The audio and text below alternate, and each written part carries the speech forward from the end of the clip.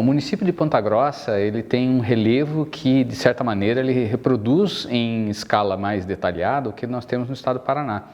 Nós temos essa passagem entre dois grandes compartimentos, o primeiro e o segundo planalto do Paraná, marcado por essa grande estrutura que é a escarpa devoniana. A escarpa ela é sustentada por um conjunto de rochas constituídos principalmente por arenitos, mas não só, ligados à formação Furnas. Então, uma longa história geológica, começada há mais de 400 milhões de anos, levou à formação de depósitos de sedimentos, principalmente areias, intercalados localmente por argilas ou então cascalhos, que viraram os arenitos, famosos arenitos da formação Furnas. E esse contraste entre diferentes camadas de areias, ou então camadas que têm material de textura um pouquinho mais fina ou um pouquinho mais grossa, acabam resultando em locais favoráveis ao desenvolvimento de uma série de cavidades naturais, na forma de abrigos, lapas, cavernas, fendas, relacionados a toda essa evolução geológica desse setor especial do estado do Paraná, em especial, como a gente disse, aqui do município de Ponta Grossa. Existem ciclos geológicos na Terra, de maior ou menor sequência, são vários ciclos, mas o ciclo que eu estou falando é um que mais ou menos de 26 mil anos em 26 mil anos, existe uma oscilação no eixo da Terra e há muitas mudanças climáticas. A última que nós tivemos, então, foi há cerca de 10 a 11 mil anos atrás, que marca especificamente a mudança do Pleistoceno para o Holoceno. Que mudança é esta? O clima torna-se de uma maneira, digamos, súbita, mas vamos entender que é súbita numa escala geológica. Então, não foi em 10 anos tudo mudou. Mas, se você tinha um Pleistoceno que há mais de 50 mil anos era frio e seco, foi bastante súbito ele se tornar, então, um clima progressivamente mais úmido e mais quente. Pela rapidez que aconteceu e pela forma agressiva que aconteceu, realmente é uma invasão florística, principalmente de espécies arbustivas e arbóreas. Originalmente, o estado do Paraná, isso porque ocorreram já muita devastação, tinha sua área original com 85% de cobertura florestal.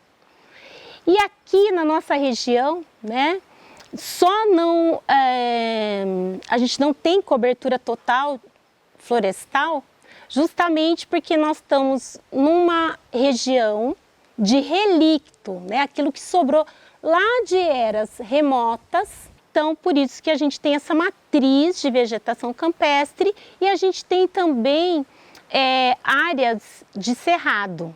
O que a gente tem que entender é que a paisagem dos Campos Gerais, então, ela está em desacordo com a época atual, porque no Pleistoceno o clima era mais frio e um pouco mais seco.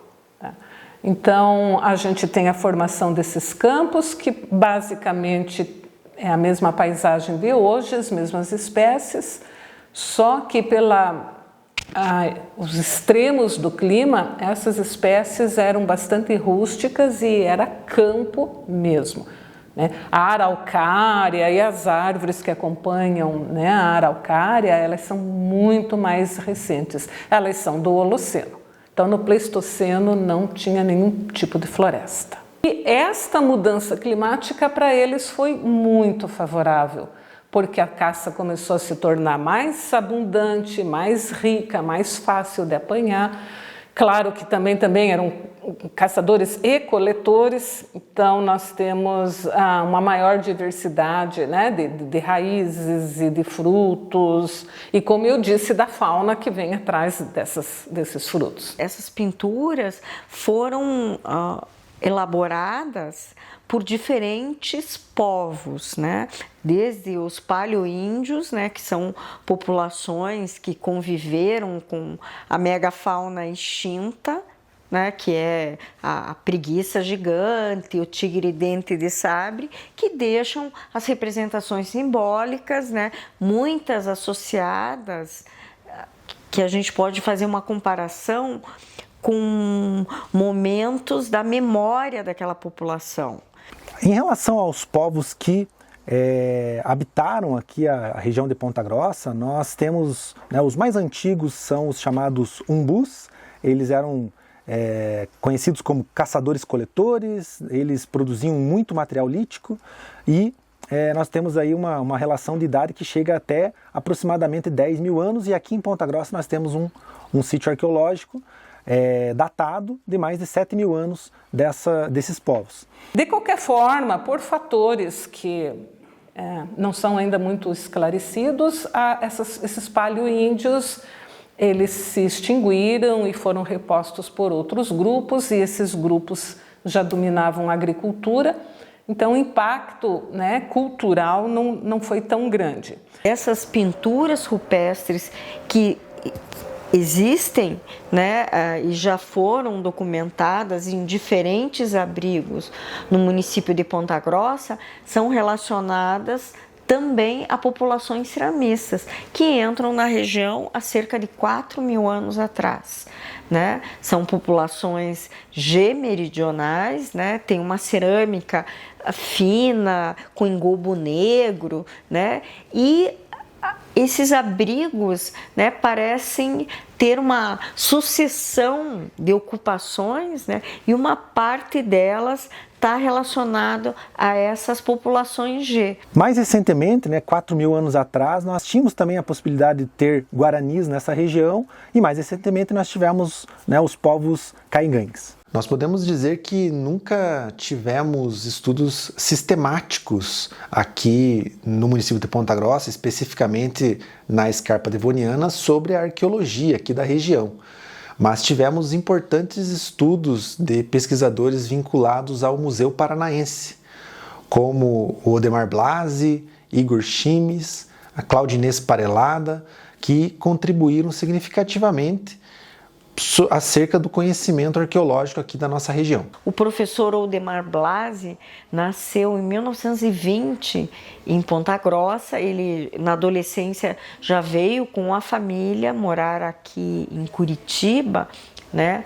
Mas ele foi um dos pioneiros. O professor Odemar Blasi foi meu primeiro orientador, né, arqueólogo. Eu comecei a estagiar há 41 anos atrás aqui no Museu Paranaense, e eu escutava todas essas conversas dele, dos vários mapeamentos que ele tinha feito, né, em relação aqui aos Campos Gerais, e que incluíam Ponta Grossa. Muitos desses mapeamentos, né, o professor Odemar Blasi era muito perfeccionista, ele não chegou a publicar, né? Ele fez em 1970 uma publicação mais direcionada ali para Piraí do Sul, né?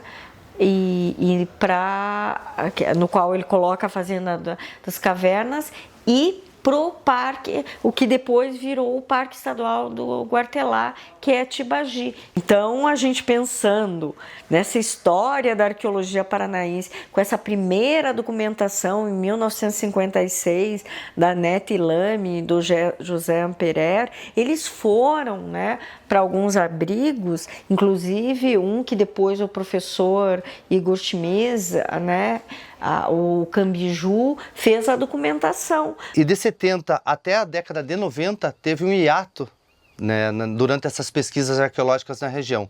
E justamente em 1999, no abrigo que a gente se encontra agora, abrigo Usina São Jorge, foram realizados novos levantamentos na área arqueológica, né, visando as pinturas rupestres. No caso, foi um levantamento no meu TCC da época, onde a gente fez um levantamento, um cadastramento em um levantamento, uma caracterização da área do abrigo Usina São Jorge. Na época a gente já pôde realizar o levantamento de várias figuras, né? Inclusive foi realizado decalques, usando meios digitais na época, com CorelDRAW, né? A partir das fotos digitais tiradas na época. Mas, posteriormente, com o PG Rupestre, agora recentemente, né? Esse projeto a gente retornou nesse abrigo, fez novos levantamentos e surgiram muitas novas representações, novas pinturas, né?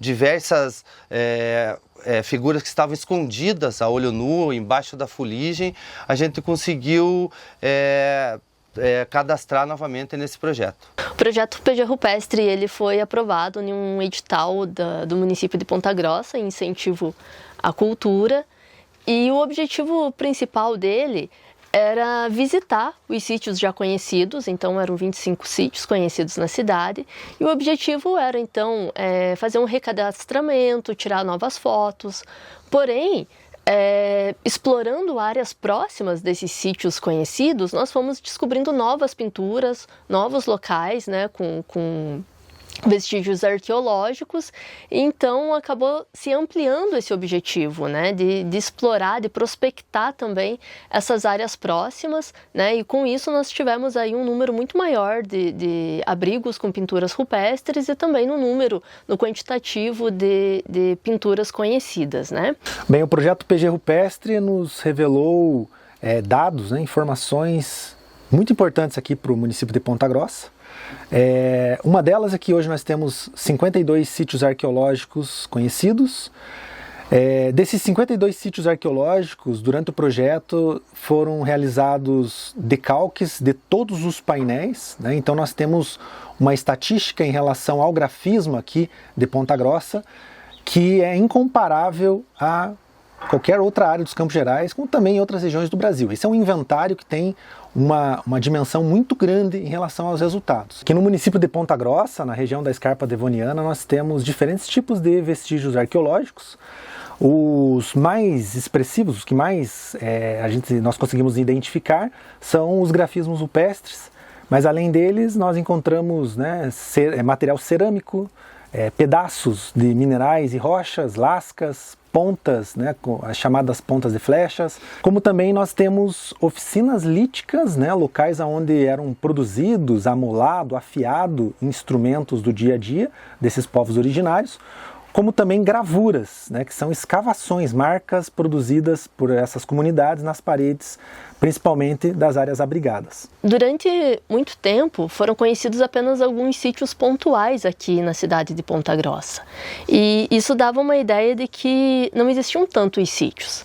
E com o projeto PG Rupestre, né, nós conseguimos mais do que duplicar o número de sítios conhecidos, que eram 25 e foram para 52 sítios. Nós também conseguimos fazer um levantamento em relação ao grafismo, ao tipo de grafismo, às cores predominantes, aos estilos, né, de se são figuras geométricas, se são figuras de animais, se são apenas vestígios que não se consegue mais decifrar o que estava desenhado. Das figuras pintadas encontradas nos abrigos que mais se destacaram foram as figuras aviformes, que representam aves, né, sendo possivelmente emas, curucacas e demais aves que eram, né, do convívio dos povos originários que habitavam aqui a região. Então, nós temos também representações de cervídeos, de outros animais que lembram o lobo-guará, a sussuarana, e também muitas figuras geométricas, que são linhas, que são pontilhados, marcas, né, das pontas dos dedos, né, e alguns que são apenas vestígios que não se consegue mais saber o que seriam essas pinturas. E em relação à cor, né, a maior parte das figuras elas estão em tonalidades de vermelho, né, então às vezes um vermelho mais claro, um tom de bordeaux, alaranjado, mas nós também temos figuras em amarelo e apenas algumas, né, na cor preta. Durante o projeto nós também realizamos o decalque digital desses 277 painéis a partir de um banco, né, de fotografias com mais de 14 mil imagens e centenas de gigabytes de arquivos. Então, nós temos um quantitativo de número de figuras, né? Então, até o final do PG Rupestre foram contabilizadas 1.212 pinturas rupestres, né? Mas existe um potencial ainda em Ponta Grossa, porque nós não conseguimos percorrer todas as áreas, né? Uma das nossas principais conclusões, né, com o projeto PG Rupestre é de que esse patrimônio que foi identificado, né, 52 sítios arqueológicos com grafismos rupestres, ele não revela o real potencial que o município tem. Então, com certeza, ainda nós teremos a oportunidade de achar novos sítios arqueológicos, novas pinturas rupestres, inclusive achados nos abrigos, nos sítios que hoje são conhecidos. É realmente um potencial muito grande que tem aqui na região da Escarpa Devoniana, em Ponta Grossa. Outro ponto bem importante do projeto foi justamente a questão da educação patrimonial. Então, muitas pessoas desconheciam, né, que existiam tantos sítios na cidade, né, pinturas diversas. Então foi produzido um livreto infantil, né, intitulado As Aventuras Arqueológicas de Ema, que traz uma maneira bem lúdica, né, com uma linguagem simples, para ser distribuído nas escolas para as crianças. E foram mais de 5.000 cartilhas, né, mais de 5.000 livretos distribuídos para a Secretaria de Educação de Ponta Grossa.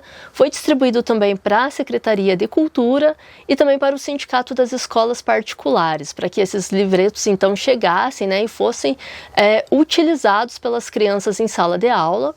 E além disso, né, foram feitas oficinas com os professores, tanto da rede pública quanto da rede particular, para que eles também tomassem conhecimento, né, sobre os dados gerais do projeto e sobre o livreto infantil, para que eles pudessem trabalhar com as crianças em sala de aula. Durante o desenvolvimento do projeto PG Rupestre, nós tivemos momentos positivos de identificação de novos sítios arqueológicos, novas pinturas, mas também momentos tristes de perceber os riscos que esse patrimônio arqueológico aqui de Ponta Grossa possui, né? E aí dos pontos importantes de salientar em relação aos riscos a esse patrimônio é que nós temos um risco imediato, né, que é a destruição das pinturas rupestres, rabiscos, produção de fogueiras, ou seja, essa destruição pela visitação, né, desses locais. Então, a falta do controle da visita pública, mas nós também temos um risco que ele é muito maior e que a gente está percebendo ele surtir efeitos agora, que é a alteração da paisagem, né? As áreas onde esses abrigos estão situados, né, a maioria deles está em áreas que deveria ser campo nativo. E esses campos estão cada vez mais sendo alterados, destruídos por diferentes atividades. A proteção dos sítios arqueológicos no Parque Nacional ou em toda a Escarpa Devoniana, ela está muito ligada à proteção dessas áreas de campo, essas encostas, as escarpas. Então, a gente tem vários problemas que afetam essa região. A gente tem, por exemplo, a disseminação do pinus nas áreas de campo. Então, eles conseguem se instalar nas áreas de rocha e as raízes acabam, por vezes, facilitando a queda da borda do arenito. Então, eles conseguem acelerar esse processo de degradação.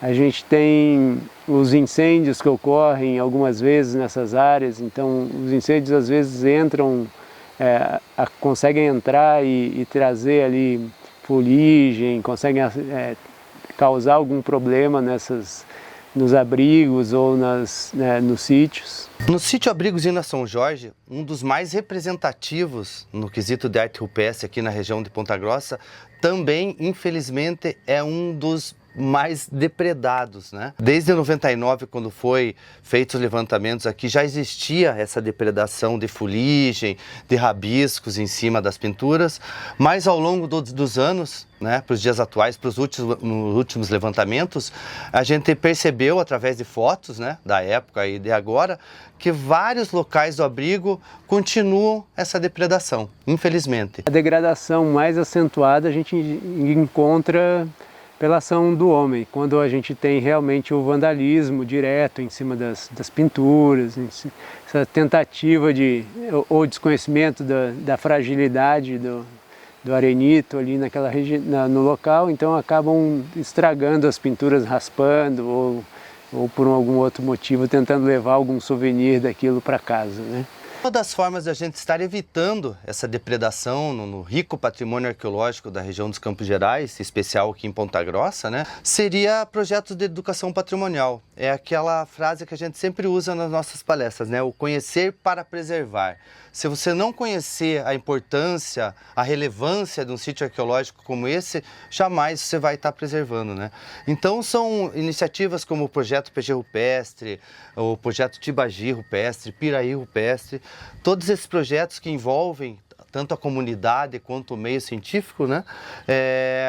A gente usa como a educação patrimonial, né, para estar divulgando e fortalecendo a comunidade a estar preservando locais como esse. Então o nosso desafio e a nossa meta principal é levar essa informação para a sociedade para que ela nos ajude também, através de denúncias ou até mesmo de divulgações desses espaços, né, para que eles sejam protegidos e tenha aí seu devido cuidado, né, dentro das questões das normativas e de patrimônio e tudo mais. E para proteger esses campos, as florestas de araucárias, as formas de relevo, as feições geológicas, ao longo dos anos foram criadas várias áreas protegidas aqui no contexto da Scarpa Devoniana em Ponta Grossa, como por exemplo a APA da Scarpa Devoniana em 1992, o Parque Nacional dos Campos Gerais em 2006 e mais recente, em 2014, a área de tombamento da Scarpa Devoniana. Obviamente que a gente, né, precisa de áreas de preservação, né, unidades de preservação, né, unidades de conservação, para poder manter, né, aqui uma amostra, né, já está tudo tão destruído, pelo menos uma amostra, uma parte de uma amostra do que a gente tem, né, são as nossas raízes aqui, né, nós fazemos parte disso, então será que precisamos destruir tudo, né? Então, olha o respeito, né, com os animais e respeito a nós mesmos, né? É a nossa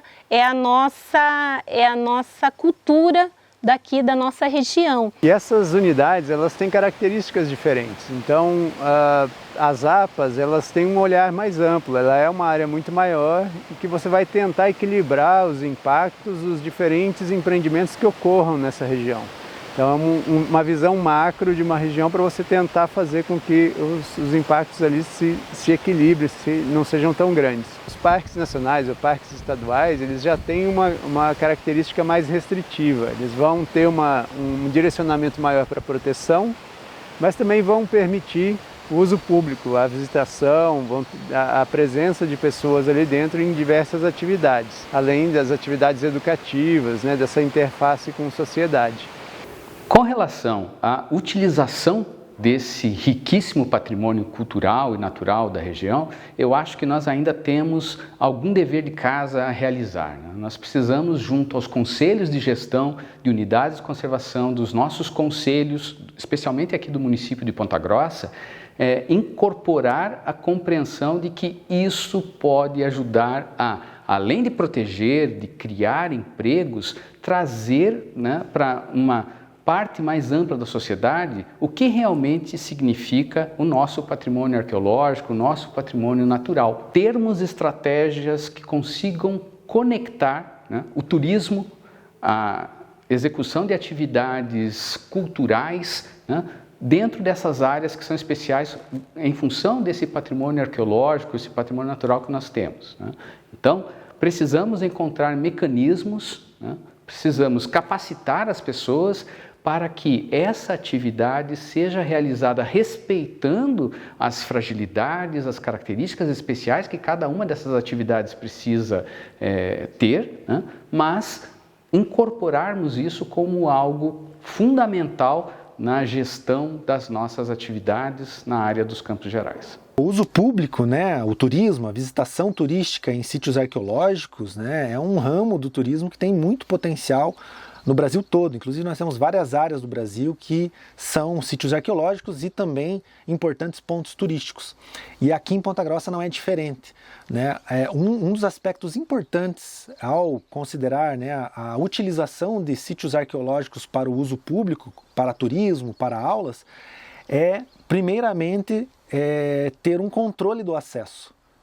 Ter o controle do acesso possibilita gerenciar melhor como que ocorre essa visitação. Então, além do controle do número de pessoas, grupos pequenos, a visitação guiada é fundamental e reforça ainda mais a importância do turismo, uma vez que trabalha a divulgação científica e a educação patrimonial. E a gente trabalha muito, né, por isso é importante essa parceria, muito em contato com quem está em loco e pode, né, nos passar informações. E aí, nesses sítios mais relevantes, né, esse caso dos sítios que tem pinturas rupestres, a gente entende que é muito importante que a gente possa deixar esse patrimônio mais visível para que as pessoas entendam até o valor, né, e a importância disso.